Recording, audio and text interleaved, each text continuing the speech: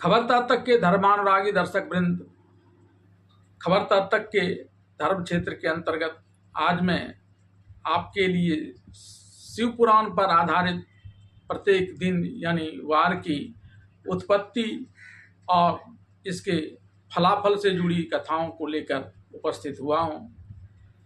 यूँ तो प्रत्येक दिन सूर्योदय के साथ नए दिन की शुरुआत हो जाती है और इसका कालखंड 24 घंटे का होता है। फिर अगले दिन उसी प्रकार से सूर्योदय के साथ नया दिन 24 घंटे के लिए आता है। पाश्चात्य सभ्यता में सूर्योदय के साथ 24 घंटे तक का यह दिन या वार कालगणना के अलावा अन्य किसी भी रूप में महत्वपूर्ण नहीं मानी जाती है। उनके लिए यह प्रत्येक दिन समान ही होता है, सूर्योदय से लेकर 24 घंटे तक का एक कालखंड। लेकिन वेद और पुराण पर आधारित सभ्यता में 24 घंटे तक का समय लिए हुए सूर्योदय के साथ उत्पन्न होने वाला प्रत्येक नया दिन पिछले दिन की तुलना में कुछ विशिष्टताओं को लिए हुए होता है। इसके लिए इस सभ्यता में इस वार का कालगणना से कहीं अधिक अन्य महत्व होता है और इसकी उत्पत्ति उस खास उद्देश्य के लिए की जाती है।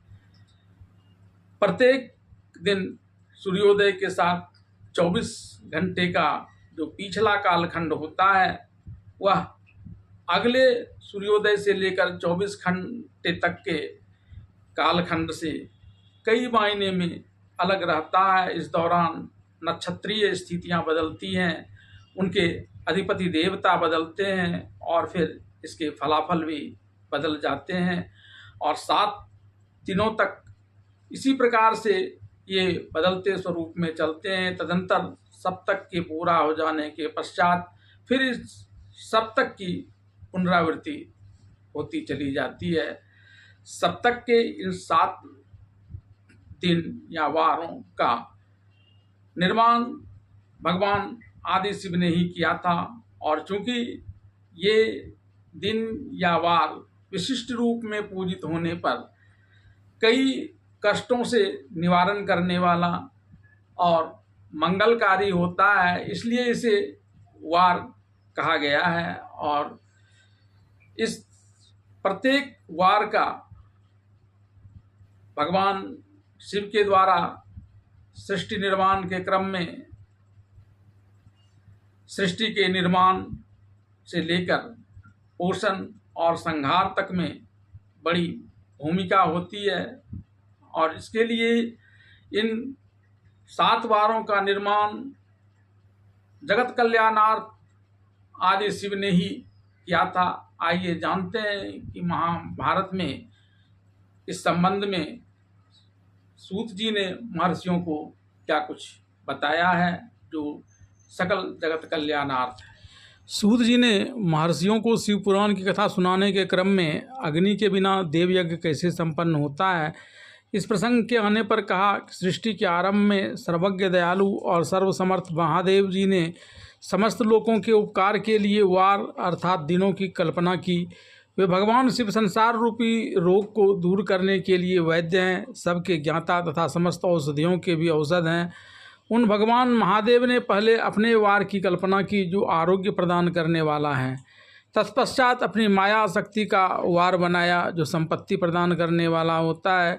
जन्म काल में दुर्गतिग्रस्त बालक की रक्षा के लिए उन्होंने कुमार के वार की कल्पना की। तत्पश्चात सर्वसमर्थ महादेव जी ने आलस्य और पाप की निवृत्ति तथा समस्त लोगों का हित करने की इच्छा से लोक रक्षक भगवान विष्णु का वार बनाया। इसके बाद सबके स्वामी भगवान शिव ने पुष्टि और रक्षा के लिए आयुर्कर्ता त्रिलोक सृष्टा परमेष्ठि ब्रह्मा का आयुष्य कारक वार बनाया जिससे संपूर्ण जगत के आयुष्य की सिद्धि हो सके। इसके बाद तीनों लोकों की वृद्धि के लिए पहले पुण्य पाप की रचना हो जाने पर उनके करने वाले लोगों को शुभाशुभ फल देने के लिए भगवान शिव ने इंद्र और यम के वारों का निर्माण किया।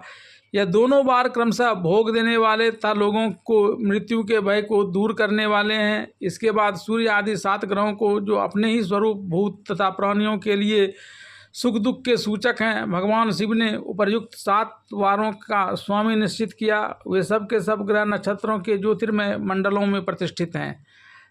शिव के वार या दिन के स्वामी सूर्य हैं, शक्ति संबंधी वार के स्वामी सोम हैं, कुमार संबंधी वार के अधिपति मंगल हैं, विष्णुवार के स्वामी बुध हैं, ब्रह्मा जी के वार के अधिपति बृहस्पति हैं, इंद्रवार के स्वामी शुक्र और यमवार के स्वामी शनिश्चर हैं।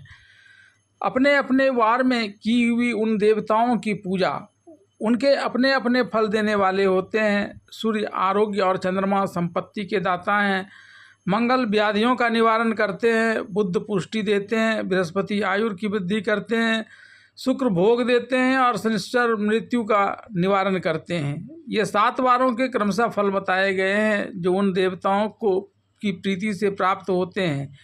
अन्य देवताओं की भी पूजा का फल देने का भगवान शिव ही है। देवताओं की मंत्रों का जप या पहला प्रकार का पूजा है, उनके लिए होम करना, दूसरे प्रकार का दान करना, तीसरे प्रकार का तप करना, चौथे प्रकार का तथा किसी वेदी पर प्रतिमा में, अग्नि में अथवा ब्राह्मण के शरीर में आराध्य देवता की भावना करके षोडशोपचार विधि से उसकी पूजा या आराधना करना 5वां प्रकार का पूजा है। इनके पूजा के उत्तरोत्तर आधार श्रेष्ठ हैं। पूर्व और पूर्व के अभाव में उत्तरोत्तर आधार का अवलंबन करना चाहिए। दोनों नेत्रों तथा मस्तिष्क के रोग में कुष्ठ रोग की शांति के लिए भगवान सूर्य की पूजा करने का भगवान ब्राह्मणों को भोजन कराने का प्रावधान है। तदंतर यथासाध्य दान देना चाहिए। यदि प्रबल प्रारब्ध का निर्माण हो जाए तो रोग एवं जरा आदि का इससे नाश होता है। इष्ट देव के नाम मंत्र का जाप आदि साधनवार आदि के अनुसार फल देते हैं। रविवार को सूर्य देव के लिए, अन्य देवताओं के लिए तथा ब्राह्मणों के लिए विशिष्ट वस्तु अर्पित करें। यह साधन विशिष्ट फल देने वाला होता है तथा इसके द्वारा विशेष रूपों से पापों की शांति होती है।